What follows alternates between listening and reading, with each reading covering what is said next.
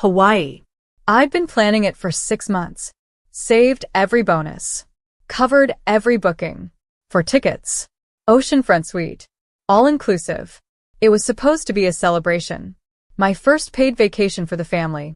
Then, 2 days before the flight, Dad handed me an envelope with my name on it. No thank you. Just a printed cancellation notice. Your seat's going to Mason, he said, like it was a promotion. My sister's fiancé. Jobless. Loud. And allergic to gratitude. I stared at the paper, blinking. You're serious? Dad nodded like it hurt him more. Family means sacrifice. He's marrying in. It's his turn to feel welcome. Mom didn't say a word. She just folded laundry on the couch and whispered, "It's better this way." My name is Claire Jensen. And if you think this ends with me crying in my bedroom, stay tuned. Because I didn't yell, didn't beg, didn't even raise my voice. I just nodded once. Thanks for letting me know. Dad smiled, relieved. Like I passed some invisible test. But here's the part he didn't understand. The trip was in my name. The reservations, the upgrades, the points. All mine. He thought because I stayed quiet I'd stay small. He had no idea I was already logging into the back end of the resort's guest system. No idea I was updating the primary contact. No idea I was queuing a pending surprise for the hotel concierge. Because if Mason wanted the seat that bad, they could have it. But that view, that room, that picture-perfect itinerary, I was about to turn paradise into poetic payback. They boarded the flight without me. Dad sent a photo from the gate, all smiles, lays in hand.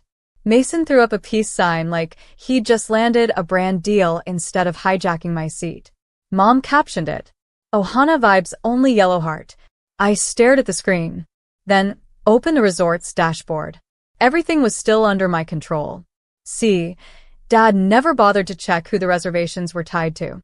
He thought buying the plane tickets meant power. But the room, the activities, the meal credits, all connected to my email. My rewards number. My card. I didn't cancel. Not yet. Instead, I made a few subtle changes. First, the room. I downgraded the suite to a basic garden view twin. No refund, just reassigned. Next, the excursions. The catamaran cruise? Gone. Snorkeling trip? Rebooked under my friend's name. Then, the cherry on top. I edited the reservation notes. Guests have been flagged for violating hotel policies on a previous stay. Please handle with discretion and confirm ID upon check-in. Was it true? No. But it wasn't illegal either. Just enough friction to remind them. I wasn't gone. I was watching. That evening, they checked into the downgraded room. No ocean view. No king bed. No welcome champagne. Mason texted me. "Hey, did you mess something up at the hotel? This room's not what Dad said." I didn't reply. Instead, I posted an Instagram story, me at a local spa, robe on, glass of sparkling cider in hand. Captioned, "Sometimes the best trips are the ones you don't take." Mom viewed it. So, did Dad. And Mason? He blocked me. But I wasn't done yet. Because if they wanted to use my generosity as a runway, they were about to feel what turbulence really looks like. The next morning, Dad called. Didn't text. Called. That alone told me the trip wasn't going well. I let it ring out. He left a voicemail, his voice tight, carefully controlled. "Claire, the hotel says there's a charge dispute. Our room key stopped working. Can you call them? Just fix it." Fix it? Like I was their assistant. Like I hadn't been erased from my own gift. I sipped my coffee, tapped into the resort dashboard again. Paused the room's digital access. Just a few clicks. And suddenly, the only key card they had didn't open anything. Meanwhile, on the resort's public Wi-Fi, I saw a new TripAdvisor review pop up. Written by Ocean Dad 77. Check-in staff were rude. Room was not as expected. Total mess. I laughed. Funny how they could use my money, but not my name. Mason's Instagram was quieter now. No more shirtless beach selfies. No more mojito boomerangs. Just one blurry story of him sitting in the lobby, captioned, "Waiting, again, face with rolling eyes." By noon, The front desk sent an email asking me to verify the reservation ownership. I replied, "The guests listed are unauthorized. I won't be covering any additional charges." Politely, legally. And then, I forwarded the same email chain to the rewards team. Attached a note. "Please block this profile from accumulating any points during their stay." This was an unapproved guest substitution. I hit send, and just like that, the perks? Gone. No lounge access. No late checkout. No free upgrades. That evening, I got a text from Mom. Just 4 words. "Why are you doing this?" I didn't reply. Instead, I posted a quote to my story. White background, black letters. "If sacrifice is expected but never returned, it's not family, it's performance." I didn't name anyone, but I didn't have to, because sometimes justice doesn't knock loudly. Sometimes it slips quietly into the cracks of someone else's paradise. And lets the rot speak for itself. By day 3, they weren't pretending anymore. No photos. No Aloha family captions. Just silence, the kind that hums through a group chat like a power outage. Then I got a call from the hotel's concierge. "Hi, Ms. Jensen. The guests have expressed confusion about their account. They attempted to book a couple's massage, but their resort credit is invalid." I almost felt bad. Almost. I calmly replied, "They're not authorized users. If they'd like to pay out of pocket, they're welcome to." She paused. "Understood. We'll inform them." Click. 2 hours later, Mason sent one final text, long and barely punctuated. "Look, I didn't ask to take your spot, okay? They offered. And I just said, yeah, your dad made the call, not me. You need to grow up. This is so petty. It's just a trip, LMAO. Just a trip. 23 hours of overtime. 4 months of no eating out. Cutting my own birthday budget just to make this family getaway happen. But sure, just a trip." I didn't respond. Instead, I Venmo'd $10 to one of the resort staff accounts, a woman I'd spoken to when booking. The note said, "For your kindness, and for the stress I know my family is causing you. Because if someone had to deal with their entitlement meltdown, they deserved a little extra sunshine." Later that night, I received a call from Grandpa. He wasn't supposed to know, but somehow he always did. "You're not there?" he asked. "Nope." He sighed. I figured something was off. "Your dad's been posting sunset photos, but his face looks like someone stole his flip-flops." I smiled. "You always taught me, never punish with anger. Just let people live inside what they built." He chuckled. "Well, they're living in it now, baby. Keep standing tall." I hung up and opened my email. The hotel survey had arrived. "How was your experience at our resort?" I typed just 5 words into the comment box. I didn't stay, they did. They landed home 4 days later. Sunburnt, silent, and $1,900 over budget.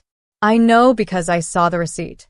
Dad tried to put the extra charges on my card, but I'd already frozen it the day they boarded. Mom was the first to break. She called while I was folding laundry. "I just don't understand why you're being so cold, Claire." I let her talk. "We didn't mean to hurt you. We just thought Mason needed to feel included. You always act like everything has to be fair." I looked at the speakerphone like it was haunted. "Mom," I said calmly, "I didn't need it to be fair. I just needed to not be erased." She exhaled. "He's family now." I nodded. "And family means sacrifice, right?" Silence. "Then consider this mine," I said. Click. I opened my notes app. Started writing the post I hadn't wanted to share. But maybe it was time. I saved $31,400 to give my family their dream vacation. 2 days before departure, they gave my seat away to a man who's never paid for a single dinner. I didn't shout. I simply took back what was mine. Underneath it, photos. My original booking receipt. The itinerary. A screenshot of the reservation change. A shot of me, smiling in my quiet apartment with takeout sushi and a glass of wine. Captioned. "Some trips are more peaceful when you stay home, especially when you take the peace with you." I hit post and went to bed. By morning, it had over 18,000 shares. Hundreds of comments. Women saying, "You're the villain in their story, but the hero in mine." Even a few wedding planners DM'd me. Just bookmarked this as a case study in boundaries. Iconic. Mason deleted his account that afternoon. Mom texted, "You're humiliating us." I replied with a single heart emoji. And nothing more. Because when silence is earned, it sounds like freedom. By now, the story had taken on a life of its own. TikToks. Reddit threads. Even a podcast episode titled, "When the Family Mooches Off You," a Hawaiian horror story. I didn't share more. I didn't need to. The truth was already orbiting in every direction, and I had receipts to keep it clean. That's when the guilt parade rolled in. Aunt Monica called first. "I had no idea they did that to you, honey. You know you've always been the responsible one." Then Uncle Ray. "You should have told me. I would have helped cover the trip, so you could still go." Too late. Where were they when I was skipping lunches to build the fund? My sister finally called too. A voice full of venom wrapped in fake sweetness. "Claire, do you feel better now? Embarrassing your own parents online?" I sat at my desk, calmly organizing travel receipts. "Do you feel better taking a vacation funded by someone else's sacrifice?" Silence. Then she spat. "You've always been dramatic." I smiled. No. "I've just always kept track." Click. I opened the family chat. Everyone had gone quiet since the post, except Grandpa. He sent one message. "They stole your seat. You gave them a mirror. And they still don't like the reflection." That line stayed with me. Because I wasn't out for revenge anymore. I wasn't trying to ruin anyone. I was just done being the disposable one. The "you understand" girl. The ATM with a polite smile. The ghostwriter of family vacations she didn't even get to attend. So I did one final thing. I wrote a blog post. Published it anonymously. Titled, "The Price of a Plane Ticket. What It Costs to Be the Selfless Daughter." It ended with this. They told me family means sacrifice. So I stopped being their definition of family and started being mine. It started trending within hours. And somewhere in all that noise, my silence finally echoed louder than their voices ever did. Dad showed up at my apartment. No call. No warning. Just stood there in his vacation polo, looking like a man who just realized the house he built was made of matchsticks. "I came to talk," he said. I didn't invite him in. Just leaned on the doorframe. He looked around like he expected to see someone else behind me. Like the old version of me might step forward and say, "It's okay. I forgive you." But she wasn't home anymore. "I know we made a mistake," he started. I thought giving the seat to Mason would make him feel part of the family. I didn't realize that I was part of the family too? I asked. He looked away. "No," he said. "That you'd make it public." I laughed. Quiet, sharp. There it is. The truth. He wasn't here because he felt guilty. He was here because the world now saw what I had carried alone for years. "You embarrassed us," he added lower now. "No," I said. "You embarrassed yourselves." I just stopped hiding it. His eyes hardened. "Do you really think a vacation is worth tearing this family apart?" I leaned closer. "You tore it when you taught me I was only valuable when I gave everything away." He had no response. So I handed him a manila envelope. Inside, printed bank statements. Proof of every dollar I'd spent. Confirmation of every change I made. A note attached. "This was never a vacation. It was a test." You failed." He held it, speechless. Then I gently closed the door. Not a slam. Just done. That night, I lit a candle. Not one of my sisters'. One I bought for myself, soft vanilla, quiet flame. I sat on my balcony, watching the sky turn orange. And for the first time, I didn't ache to be understood. I was just free. A week later, I got a postcard in the mail. No return address. But I knew the handwriting. It was from my mother. "We didn't raise you to be this cold, this public, this vindictive. We're hurt. Mason's embarrassed. Your father's ashamed. I hope it was worth it." I read it once, then placed it beside my keyboard. Like a trophy. Not because I wanted the pain, But because that card finally proved they saw the fire they'd always ignored. I'd spent years being the quiet one, the responsible daughter, the one who never needed attention, just approval. But here's the truth.